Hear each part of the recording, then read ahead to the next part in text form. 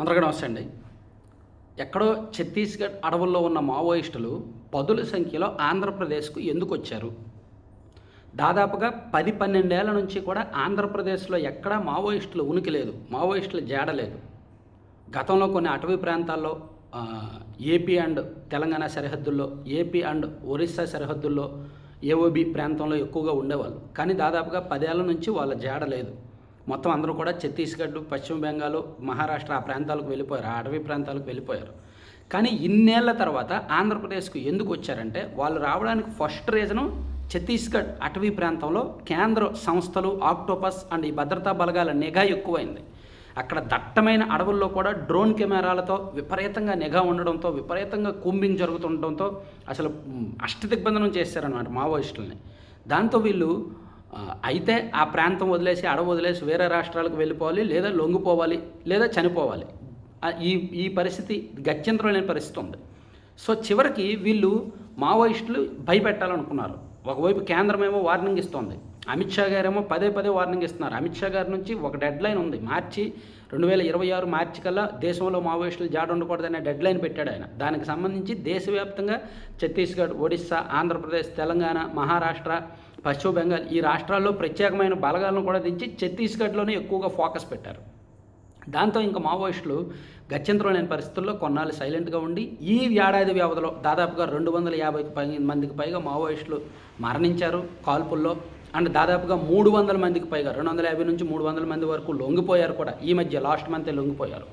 So ఇప్పుడు వాళ్ళు ఏం చేశారంటే ఆంధ్రప్రదేశ్కు భారీగా వచ్చేశారు. అటవీ మార్గాల ద్వారా, రకరకాల మార్గాల ద్వారా, మారు వేషాల ద్వారా ఆంధ్రప్రదేశ్కు వచ్చేశారు. ఆంధ్రప్రదేశ్లోని విజయవాడలో న్యూ ఆటో నగర్లో 27 మంది, ఏలూరులోని రీన్ సిటీలో ఒక 14 మందో 15 మందో, అమలాపురం దగ్గర, కోనసీమ దగ్గర, కాకినాడ దగ్గర ఇలా రాష్ట్ర వ్యాప్తంగా కూడా వాళ్ళు చాలామంది పట్టుబడ్డారు.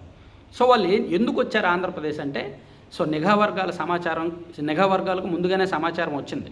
ఓ 4-5 రోజుల ముందు నుంచి కూడా నిఘా వర్గాలకు సెంట్రల్ ఇంటెలిజెన్స్ నుంచి ఇన్ఫర్మేషన్ ఉంటూనే ఉంది. వీళ్ళు మీ రాష్ట్రం వైపు వస్తున్నారు చూసుకోండి, వీళ్ళు మీ రాష్ట్రం వైపు వస్తున్నారు చూసుకోండి అని.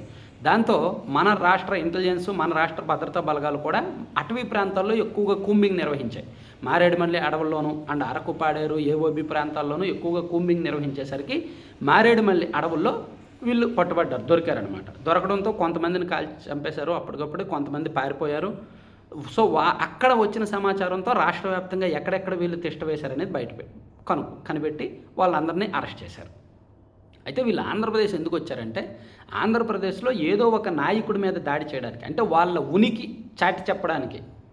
మీరు మమ్మల్ని భయపెట్టేదేంటి, మేము ఇంకా ఇలాగే ఉంటాము, మా దాడులు ఇలాగే ఉంటాయని వీళ్ళ ఉనికి చాటి చెప్పడానికి ఒక భారీ దాడికి ప్లాన్ చేశారు. ఆ ప్లానింగ్లో భాగంగానే వీళ్ళు ఆంధ్రప్రదేశ్ వచ్చారు. ఎందుకంటే ఆంధ్రప్రదేశ్లో గత 10 ఏళ్ల నుంచి ఈ మావోయిస్టులు జాడలేదు కాబట్టి ఇక్కడ పోలీసులు కూడా రిలాక్స్గా ఉంటారు, ప్రభుత్వం కూడా రిలాక్స్గా ఉంటుంది, పెద్దగా నిఘా ఉండదు, కాబట్టి మనం తప్పించుకోవచ్చు అనే ప్లాన్తో వచ్చినట్టున్నారు. సో చివరికి ఏదో ఒక నాయకుడిని పట్టుకుంటే ఒక ఉనికి, దేశవ్యాప్తంగా ఒక హెచ్చరిక ఇచ్చినట్టు ఉంటుంది, ఉనికి కాపాడుకున్నట్టు ఉంటుందని ప్లాన్ చేశారేమో. ఇప్పుడు నిఘా వర్గాలకు కూడా అదే సమాచారం వచ్చింది, లేకపోతే ఊరికే రారు. అందులోకి హెడ్మా నాయకత్వంలో ఒక పెద్ద టీం వచ్చింది.